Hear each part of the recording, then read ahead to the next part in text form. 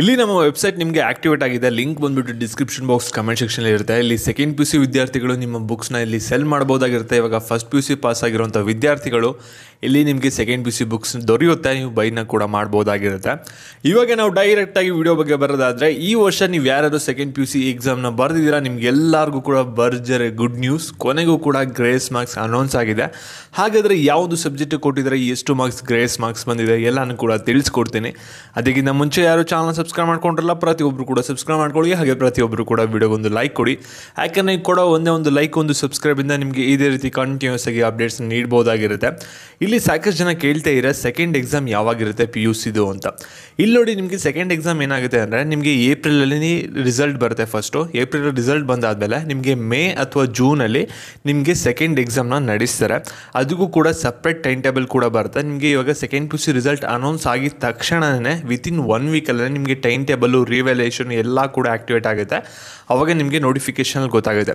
ಮತ್ತು ನೀವು ಸೆಕೆಂಡ್ಸಲ್ಲಿ ಎಕ್ಸಾಮ್ ನೀವು ಬರೀತಿರಲ್ಲ, ಅವಾಗ ನೀವು ಬೇಕಂದರೆ ಮಾರ್ಕ್ಸ್ ಇಂಪ್ರೂವ್ಮೆಂಟ್ಗೂ ಕೂಡ ಎಕ್ಸಾಮ್ನ ಬರಿಬೋದು.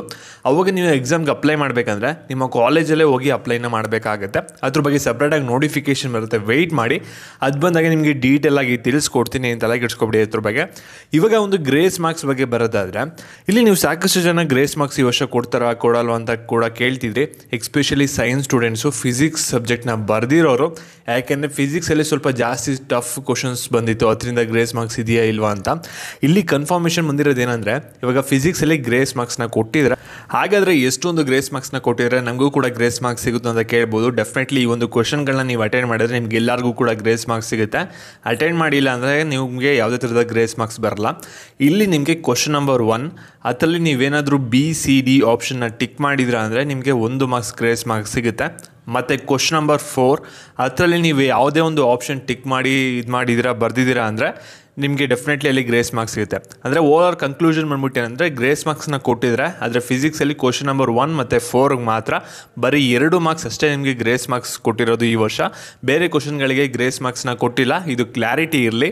ಮತ್ತು ಈ ಒಂದು ವಿಡಿಯೋ ನಿಮ್ಮ ಫ್ರೆಂಡ್ಸ್ ಯಾರ್ಯಾರು ಫಿಸಿಕ್ಸ್ ಎಕ್ಸಾಮ್ನ ಬರೆದಿರ್ತಾರೆ ಎಲ್ಲರಿಗೂ ಕೂಡ ಶೇರ್ ಮಾಡಿ. ಅವರು ಯಾವಾಗ ಗ್ರೇಸ್ ಮಾರ್ಕ್ಸ್ ಕೊಡ್ತಾರೆ ಕೊಡಲ್ಲ ಅಂತ ಕೇಳ್ತಿದ್ರು, ಅವ್ರಿಗೆಲ್ಲರಿಗೂ ಕೂಡ ವಿಷಯ ಗೊತ್ತಾಗಲಿ. ಮತ್ತು ಇದೇ ರೀತಿ ಅಪ್ಡೇಟ್ಸ್ಗಾಗಿ ಚಾನಲ್ ಸಬ್ಸ್ಕ್ರೈಬ್ ಮಾಡಿಕೊಂಡು ವಿಡಿಯೋಗೊಂದು ಲೈಕ್ ಕೊಡಿ. ಧನ್ಯವಾದಗಳು.